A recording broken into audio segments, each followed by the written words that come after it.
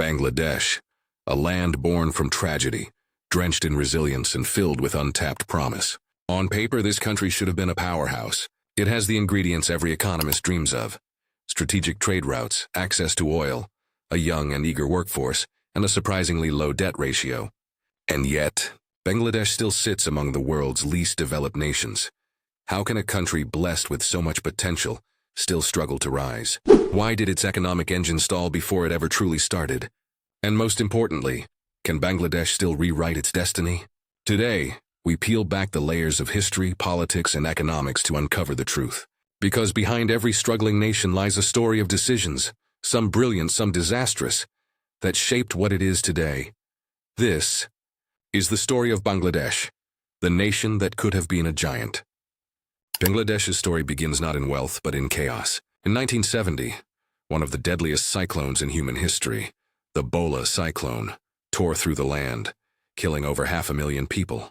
The government in West Pakistan failed to respond, and the people of East Pakistan, desperate and abandoned, reached a breaking point. A year later, after months of brutal conflict, Bangladesh was born in blood and devastation. Its independence came at a staggering cost: destroyed infrastructure, famine, and millions displaced. In its first breath as a nation, Bangladesh had already suffered more than most countries do in a lifetime. But tragedy wasn't the end, it was the beginning. From this chaos, the people rebuilt brick by brick, field by field. They had independence, but no industry, no capital, no plan. They were free, but fragile. Bangladesh entered the world stage with courage, not capital. Its foundations were weak, but its spirit was unbreakable. And that spirit would soon fuel an unexpected economic journey. When you have millions of hard-working people, but not much money, there's only one path forward: labor. Bangladesh found its survival through textiles, the backbone of its economy. Clothing, fabric, and garments became its global identity. Factories sprouted across the country, sewing t-shirts for the world. It wasn't glamorous, but it was reliable. Foreign investors saw opportunity: cheap labor, easy production, and minimal costs. This became Bangladesh's comparative advantage, the ability to produce goods cheaper than anyone else. It worked. The country's GDP grew, exports soared, and millions found work. But this success was a double-edged sword. Because when your strength depends on being cheap, your growth has limits. As wages rise, competition gets tougher. Soon, countries like Vietnam and Indonesia began catching up, and Bangladesh was stuck in what economists call the labor trap. It was time for change. The nation had mastered labor-intensive growth, but to truly become a middle-income power, Bangladesh needed something more: capital, innovation, and diversification. Geographically, Bangladesh is blessed, sitting at the crossroads of South and Southeast Asia, with access to global trade routes and vast markets. But geopolitics isn't always kind. The country has long depended on favorable trade deals as a least developed nation. These deals gave Bangladesh special export privileges: no tariffs, easy market entry. But those benefits vanish once it graduates to middle-income status. In other words, the very success it's chasing could take away the safety net that helped it grow. That's not the only challenge. Neighboring giants like India and China dominate regional trade. South Asia trades less within itself than any region in the world. So Bangladesh's next step must be smart diplomacy and bold partnerships. There's massive untapped potential in pharmaceuticals, digital services, and shipbuilding. If the country can shift from exporting shirts to exporting skills, it can transform from a cheap workforce into a knowledge-driven economy.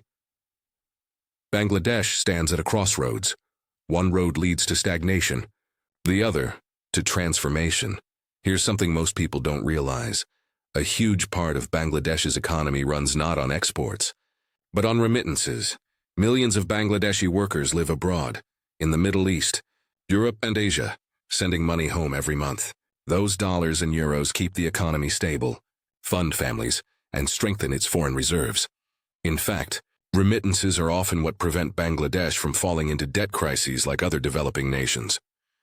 It's money earned by sweat, not loans, but there's a catch. Most of these workers are unskilled laborers.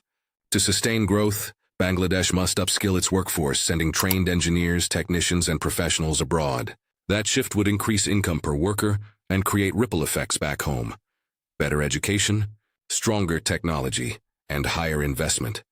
Remittances are Bangladesh's invisible engine. Quiet, constant, and vital.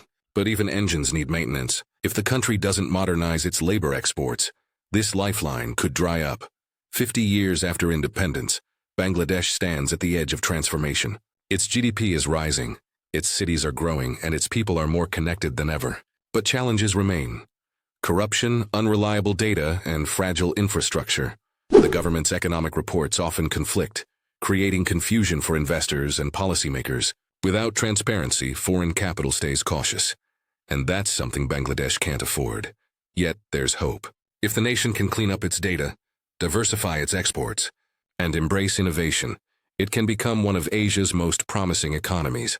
The lessons from Sri Lanka's downfall are clear. Without export diversity and fiscal discipline, progress can collapse overnight. Bangladesh has the chance to do things differently, to move from survival to success. Its people have already proven their resilience. Now it's time to prove their power, because the story of Bangladesh isn't one of failure. It's one of unfinished potential. And maybe, just maybe, the best chapters are still to come.